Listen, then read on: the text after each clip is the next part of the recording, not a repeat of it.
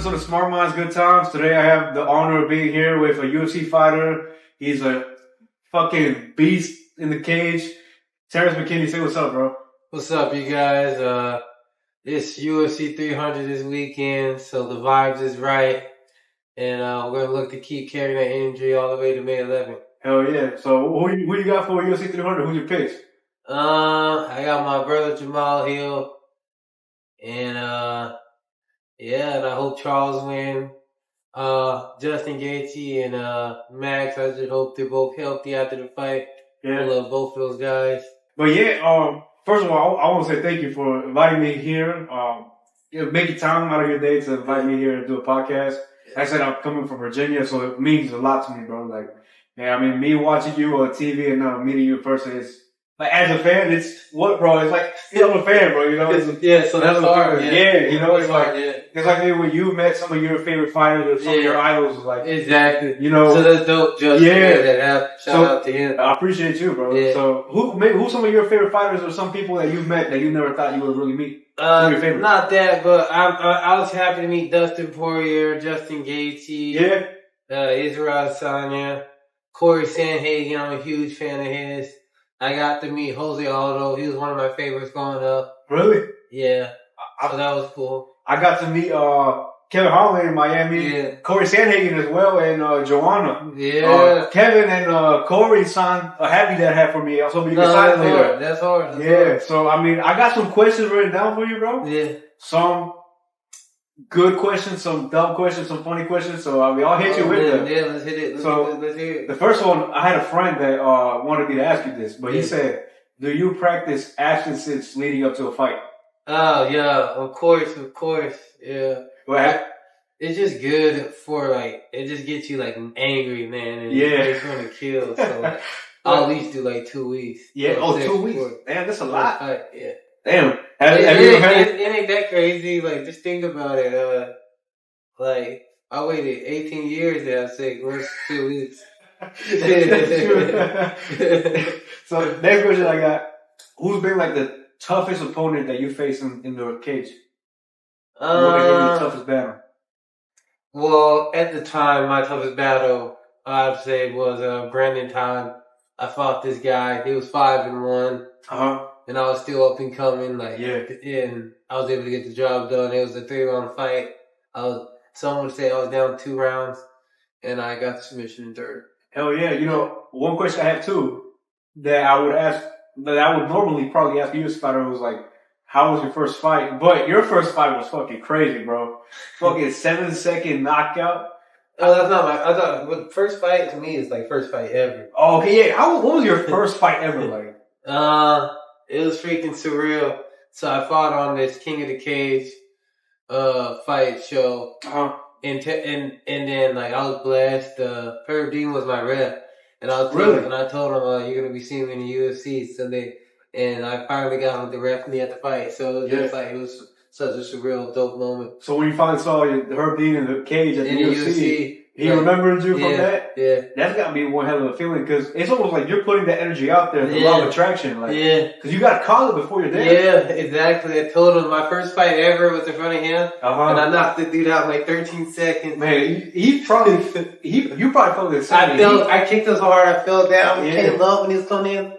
Boom. Drop. I saw you were talking about it on Rampage's podcast, where you said like you knew he was gonna throw that kick, and when he went to move that leg, that's when you went for it. Yeah. That was almost like a Conor McGregor moment when Conor McGregor called the Aldo. I gotta give credit to my coach at the time. Yeah. Pablo Alfonso. This guy be seeing it, and he called it, and I was just able to execute it. You know, that was probably as fast as Conor's knockout with Jose Aldo, if not quicker, right? It was quicker. Yeah, 7 seconds. That's insane, bro. Yeah. What was your friends, your family, other UFC fighters saying? Everyone was going crazy. It was a movie, man, and it's just been even crazier as time goes on. The next question I got for you, right?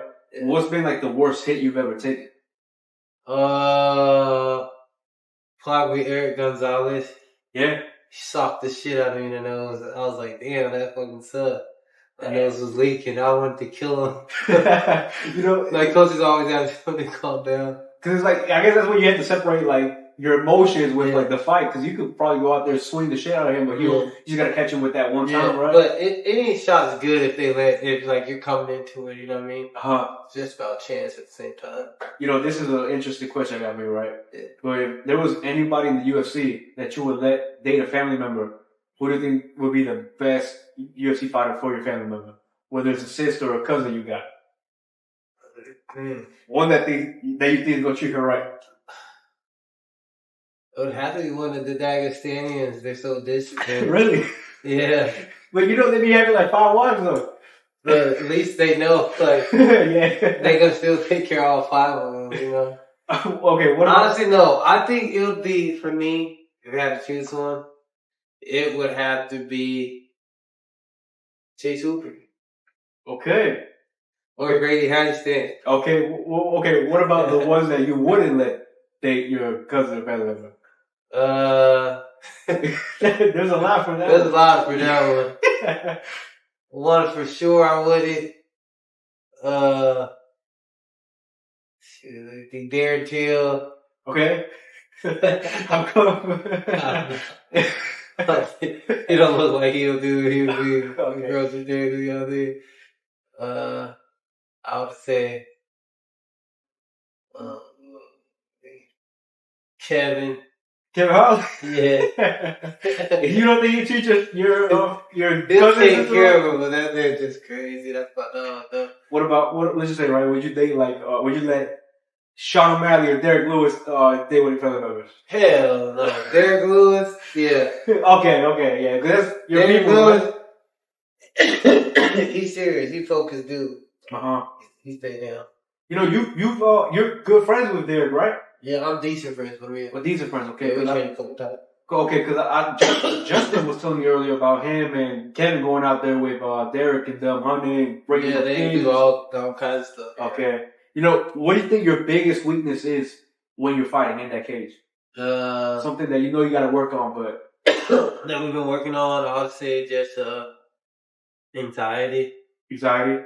Yeah, because if I didn't take my first round, I'm like, what the fuck? Okay. I just really deep down in my head, truly, they shouldn't have got. You know, if knocking out somebody in 7 seconds and then having to fight somebody next time and then it's not a first round knockout, do you think that puts weight on your shoulders? Like, oh, that was a lucky thing. Do you think was that pressure on your shoulders? Yeah, mostly in the show people are cardio, but mostly I just gotta just enjoy the fighting. Like I said, we've been doing so much sparring rounds. I know I'm learning how to be relaxed and just know when I'm tired, just to clean up and stick to the basics. And when you do get tired inside of that cage, there's not much you can do to really catch a breather. You can like maybe grapple him, but even when you're grappling, it still takes a lot of strength. No, I figure out ways to conserve and get energy back. You know, would you ever consider moving to boxing? Maybe doing like an exhibition fight, like maybe 100%. I got to. I got to knock out KSI. KSI. 100%. I got to knock out KSI. You ever talked to KSI before? Yeah, we talked shit on Twitter a couple times. Yeah. Yeah. You know, but have you ever broken somebody's jaw? Broke someone aorta. I don't know about jaw. I'm always a clean hitter. You know what I mean? Mm-hmm. I would say. Like when I land, it's just, but like, you know, more clean. There's fighters out there that like, they go in there and they'll try to hurt you as much as they can. Yeah. Like, you know, they knock them out and then they'll still go do a couple hammer fists. Is that like, how is your like mentality when you do knock somebody out? Do you, go for the hammer fist or you kind of trying to let the ref kind of try to stop it? Or I sometimes my hammer fist don't be serious. I be looking at the ref just to stop the fight. Yeah. And now I notice it a little bit better when they're out. That's why I tried to walk up the dude. I didn't want to hit him no more. Yeah. But then he grabbed my leg and I had to hammer fist him to sleep. Yeah. That's the name of the game. You know, so did you watch the Kevin Holland and MVP fight? Yeah. You know, like, that was an interesting fight. Yeah. It didn't go the way I thought it would go, but you know, like, MVP would like, he would have Kevin on the ground sometimes, but he wouldn't go to finish him. Yeah. You know? Have you ever done that kind of like for the show, kind of for entertainment? It wasn't that. You couldn't finish him. It was just more Kevin's off balance and you just trip him. Okay. Yeah. And he already knows Kevin's superior grappler, so like, why even chance it? Yeah. You told me you were there for the fight too, right? Yeah. Man, What was your favorite moment of the night? I just say he's just really smart. So he can come clean, right? And then he knows Kevin's gonna want that back. Yeah, he'll hit the spinning elbow. Like he was using Kevin aggression against him, yeah, he was setting up the traps very well. If you had to fight MVP, how do you think you would deal with that fight? What would be your game plan, or what would you expect? I would say I can wrestle like super good, so yeah. I'd implement that. But I wouldn't just go darting in, because that motherfucker be flying in, throwing all kinds of stuff. But also just keeping the pressure on them, punches and bunches, and leg kicks. Yeah. You know, what fight of yours has been the most personal to you? Like, you know, like one person that was just talking the most shit, and you just really wanted to beat their ass. Nah, it wasn't really like that. Like, when I fought Elijah Ross, we're cool now, but when I fought him that day, I wanted to whoop his ass. Yeah, is it hard to separate? Because he was like punking everyone out, and I was like, nah, fuck that. Yeah. I was like, I'll fight you right now. Hell yeah. Yeah, then we did. You know, what's an untold story? And I won split decision. He was a pro. Then it was like expensive match, yeah. We did kickboxing match. Okay. You know, did it kind of make you mad that you didn't knock him out? No, I was happy to just get the win. Okay, I was in a good ass scrap. That he got me in a nasty body shot out though. Threw up. It was nasty. You know, what's it called? What's an untold story you've never publicly shared? It could be maybe like an interaction you've had with a UFC fighter or something that you feel comfortable sharing that you've never really told before. There's nothing I don't really just don't say. I can't even think of one. They've all been good. Nothing I just wouldn't share, you know. Yeah, have you ever gotten into it like with a UFC fighter, like behind the scenes, like backstage, or? No, I'm pretty cool with all the fighters. There's no real beef for me. We're all just here to get paid. I feel you, because sometimes it's not even like you going to look for a little beef. It could be coming to you, especially after that. If they do bring the smoke, then obviously they can get it.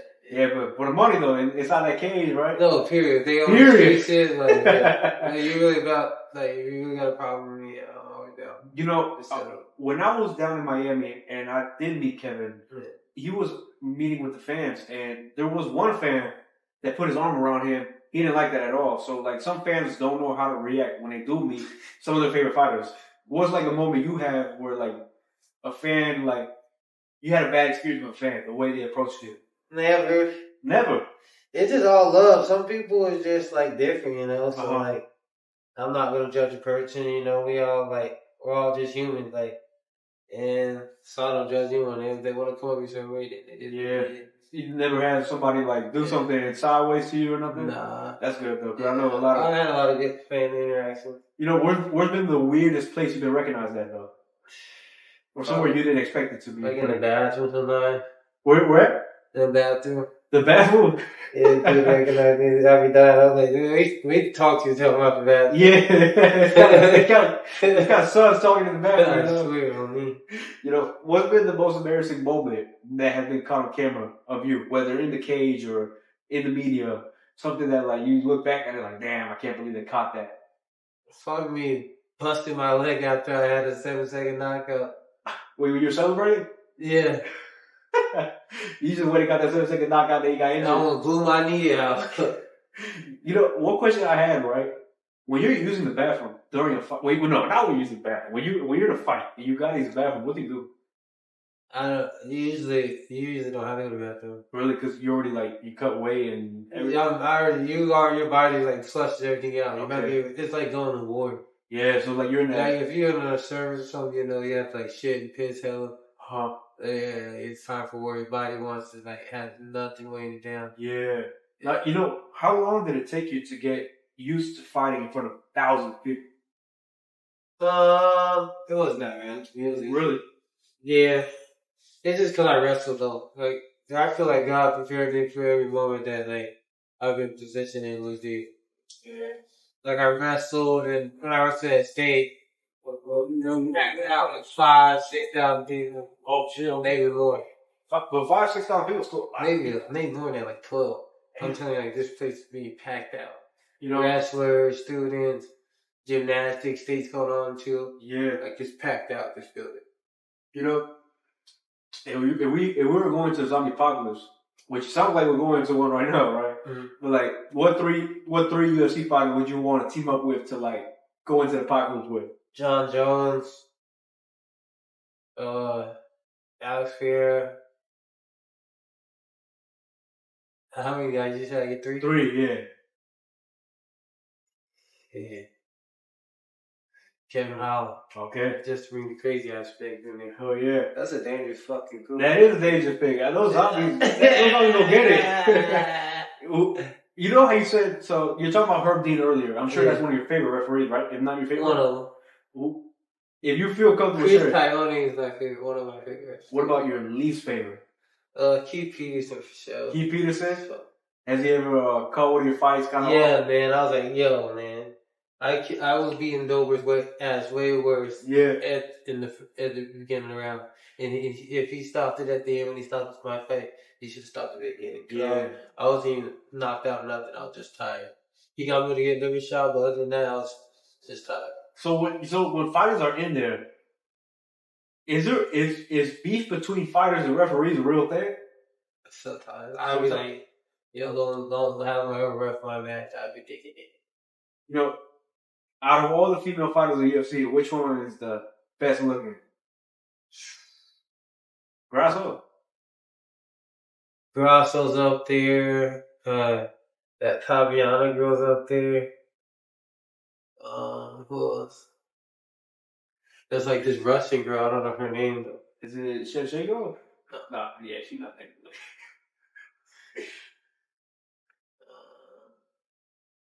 If I had the roster, I could fill it up. Yeah. I can't name them all. Diana Dudley, this one of the ones too. You know, when you go out to different cities and different countries to fight, what's been your favorite place to go? Brazil was sick. Brazil? Yeah. How was Brazil? Freaking sick. Yeah. Too sick. I can't find a place like that. They can't send a young black man like myself to something so sick. I gotta fight in the States. Was it? But like when you're out there in those states and countries, are you out there just for the fight, or you stay another day or two? Or Nah, just for the fight. So I got to go to Abu Dhabi for a graph match. That was sick. Yeah, did you get to see the city at least? Yeah, hit the buy and stuff. You know, I've heard Abu Dhabi is.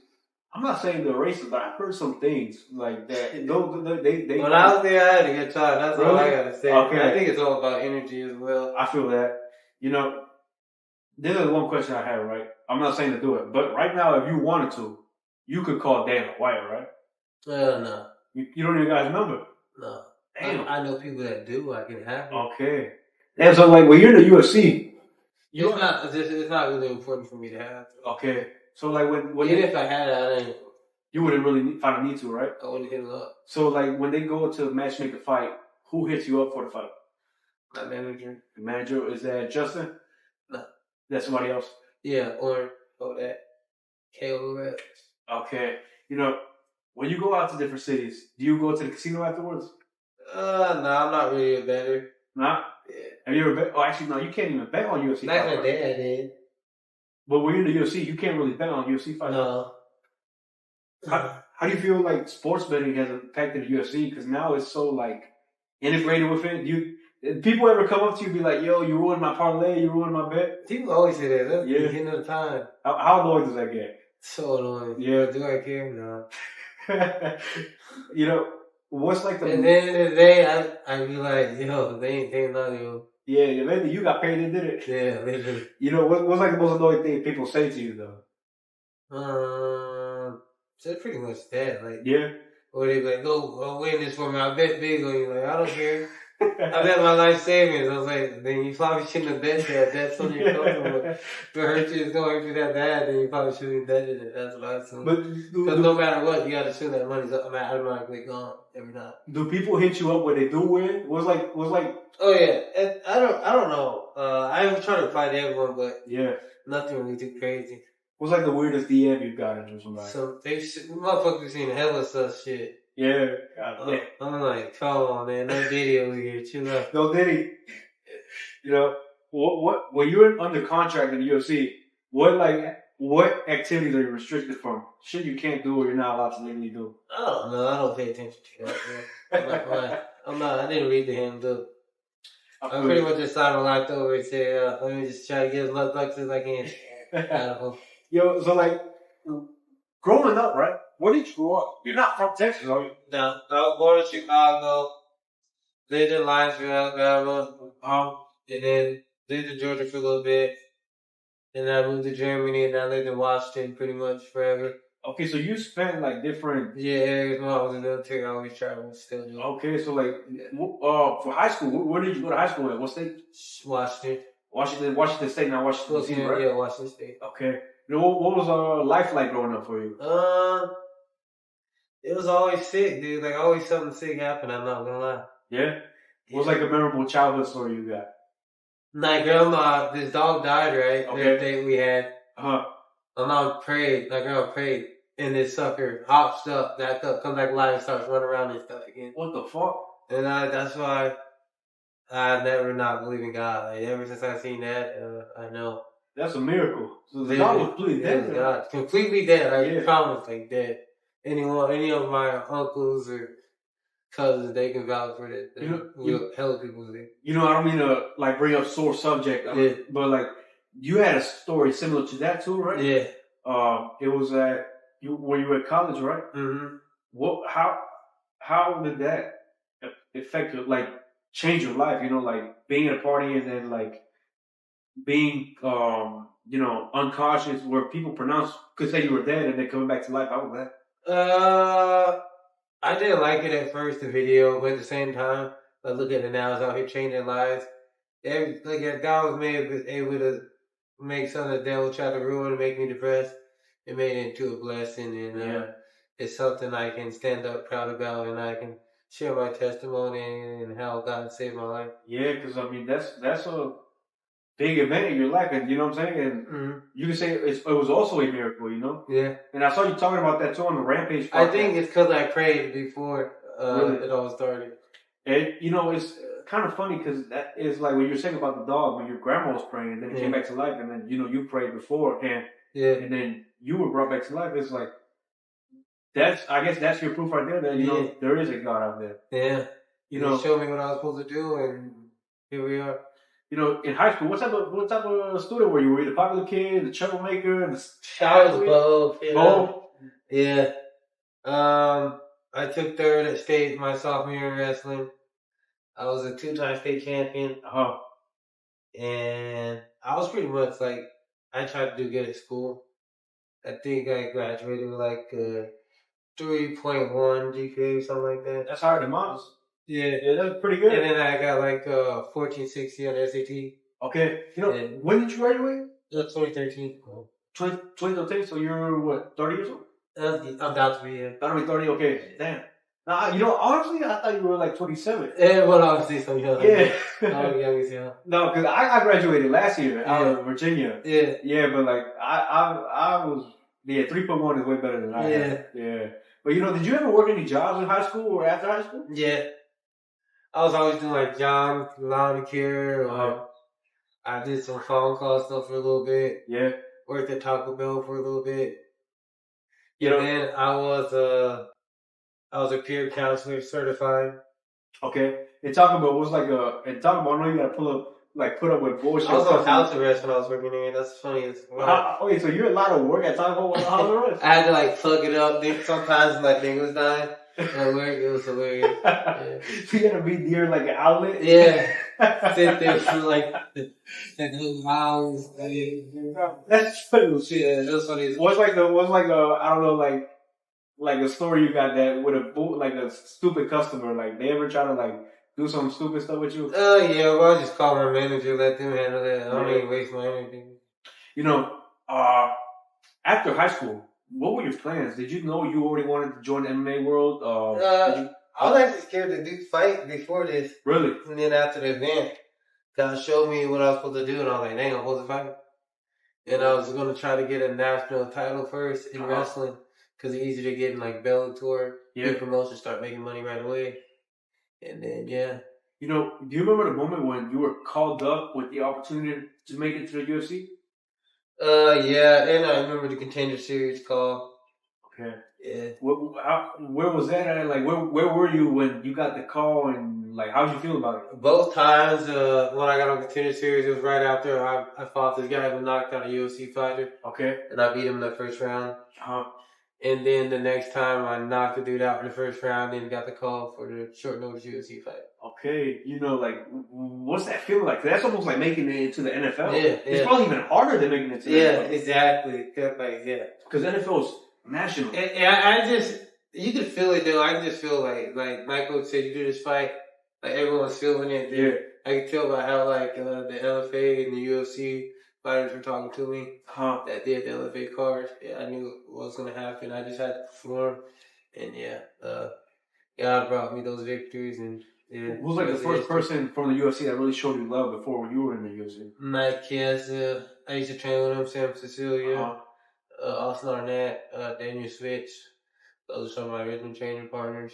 Oh yeah. I used to train Brady Hatchton. He eventually made it to the UFC, but yeah. What would be like your dream fight? Like maybe like the venue and that person you would really want to fight in the UFC. It used to be Khabib because that's like he was undefeated, and that's like the only way like I can say I was the best. I beat the best, the guy that was undefeated. But really now to me is Islam. That's the fight I want. So beginning of 2026, that's what I want. Beginning of 2026, or at the end, don't matter. Yeah, do you see Islam being like a dominant champ for the next 2 years? Or I see him maybe retiring here soon, depending how the wins go. Almost like Khabib. Yeah. What's been like your favorite fight you've ever watched, either in person or just on TV? I'll have to say Dan Hooker versus Dustin Poirier, one of my favorite. Chad Mendes versus Jose Aldo's super sick. A lot of them. I got a couple. What's the biggest fight or your favorite fight that you got to watch in person? Like the biggest one you got to watch in person, because I know 299 was a big fight, but have you? Right now it was Dustin Poirier versus BSD. That shit was so fucking. That was my first ever UFC fight. Boom, when he came up, that shit was so sick. The whole crowd was crazy. That was the best moment of the night, in my opinion. Yeah, same. That shit was fire, bro. Because when he knocked him out, it was like, I've never heard a crowd that loud. That shit was unreal, That shit was so fucking sick. What's like your go-to song to walk out to, though? I don't have one. I change it up every time. Really? Yeah. What would you think? Actually, it'd be kind of spoiling, but what do you think your next song will be? I don't know yet. You don't know yet? I'll probably change like 50 times. I'll be bipolar as hell. Yeah. But how do you feel about your next fight coming up? And your winner by knockout, Terrance. Yeah, you already know the deal. That's how I feel about it. I'm telling you, I'm gonna have to go out there. It's in Missouri. Right? I was speaking it into existence, so I didn't know what guys could make it happen. I feel you. You did it once before. You gotta do it again. What's the worst part about being a UFC fighter? Cutting weight. Cutting weight. I can tell. How bad is the cut weight for you? Usually like 195. I can get up to 200. Okay. And then I cut to 150. Jesus. Well, once I'm in shape, I'm like 180. Okay. Yeah. But like that's still a big cut though. 180, 156. How bad? What's your cutting process like? Just eating healthier and then water loading. What's like a bad habit you have that kind of like? I love candy. You love candy? Yeah. What's your go-to candy? Very, very Trolley worms. Okay, okay. Got me worried. Mine's Mckinney. Yeah, no, you gotta go try those. These way better. Yo, this is one question. I usually ask like guests back at home, but I'm gonna ask you, right? What's the worst date you ever been on, or the worst link up you ever been on?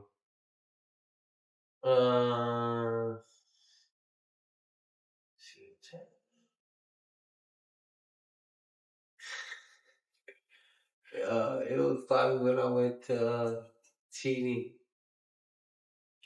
Nigga had to hit it sideways with his face.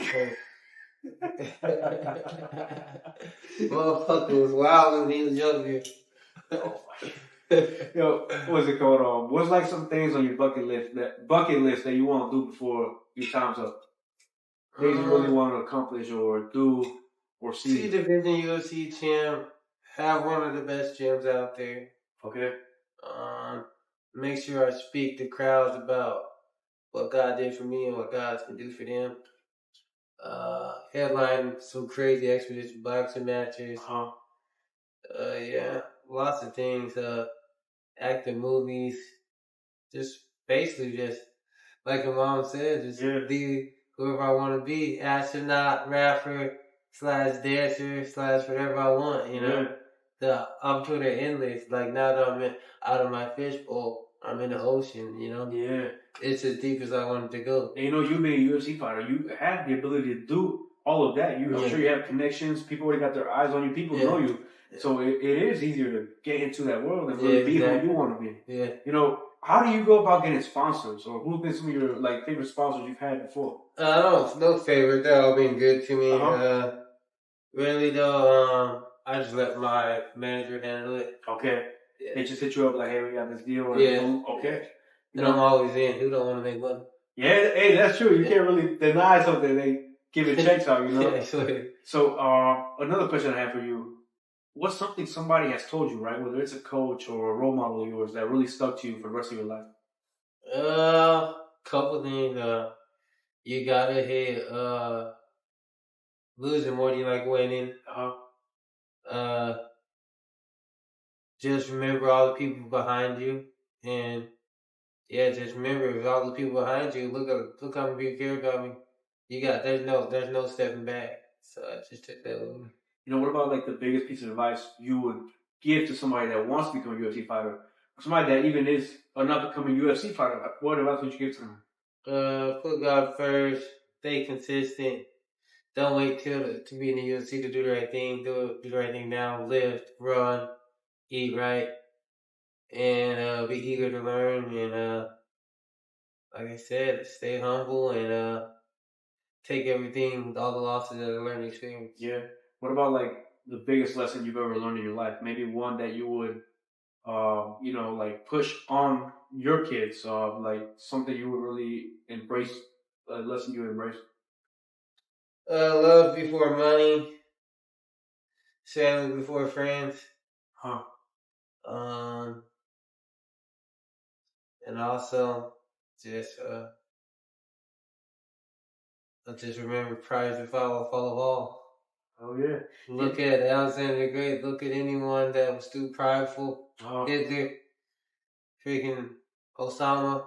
They all be prideful, and it's only one way that leads to you is death. So remain humble, and don't let the devil take your dreams. Yeah, keep that pride off you. You know how people talk about how like UFC. There's been recently is a big issue. At least people talk about it. UFC fighters don't get paid enough. What are your thoughts on that? I'm not complaining on my pay at all. My shit's been culture. Yeah. I would say, like Kevin said, that's the same thing. Like, these guys fighting once a year talking about pay. Yeah. Fight as many times as you can, and then that 30,000 is 60,000. You fight twice. One more time. That's 90,000, and then you got 120,000. And that's without sponsors and that's without sponsors. Yeah. So imagine that just almost makes you a 6-figure motherfucker. Yeah, and then first year in the UFC. But you also, it's not just UFC money you get from fights. You got to do your part and go maybe work with the sponsors and go make yourself marketable. And like I said, you got to stay up on the. I'll say that. I forgot to mention that. Yeah. Be about your media presence. Be interactive with the fans, even at the fight shows, talk to promoters, stay after the fight, talk to people. Yeah. And it's like, what's it called? Is there something maybe I haven't brought up that you wanted to talk about? Not at all. Not at all? Yeah. All right. Well, just never, like I said, love your family. Yeah. And just remember, even through the good and the bad, just remember that at the end of the day, it always starts with light. So no matter how dark it gets, it's always gonna get bright. Oh yeah. I'm gonna do my best. I think I'm gonna fight this week. I'm gonna have to go watch a fight out there in Missouri. Yeah. Yeah. I'll go out there and I'll send you a video like or you knock the dude out. I'll be like, yo. But that'd be legendary. But Terrance, there's one question I ask everybody on my show, everybody that comes on. Yeah. But if you had a chance to give the whole world a message, what would it be? Hard work God first, and just watch what he can do. Oh yeah. Yeah. Well, Terrance, I appreciate you so much, bro. I mean, I'm here being professional as I am, but like I'm a fan, bro. You know what I'm saying? I'm a fan, and like I appreciate you know, you invited me here. It's like it's a crazy experience, right? You know what I'm saying? From Virginia, yeah, that's some movie shit. Yeah. So I mean, like you know, little things like this. It might take 30 minutes, an hour of your time, but it'll stick with me for a lifetime. You know, so I mean, just you're a great dude, bro. Like you know what I'm saying. You meet fans, everything like that. It sticks with them. It sticks with me. So exactly. I know how it feels like. Yeah, so, when like, one of your fighters shows you love, man, that's all you ever wanted. I appreciate it. It's a little gesture from you, but it's a big honor for me. So thank you so much for inviting me here. And I mean, my friends, coworkers back home, people, fans, they're going to be watching it. Yeah, I appreciate the opportunity, bro. Yes, sir. Thank you guys so much for watching. I appreciate everybody that's been along with the journey. We're out later. Yes, sir. Deuces. Thank you, bro. Appreciate it, bro. Love, brother. Maybe.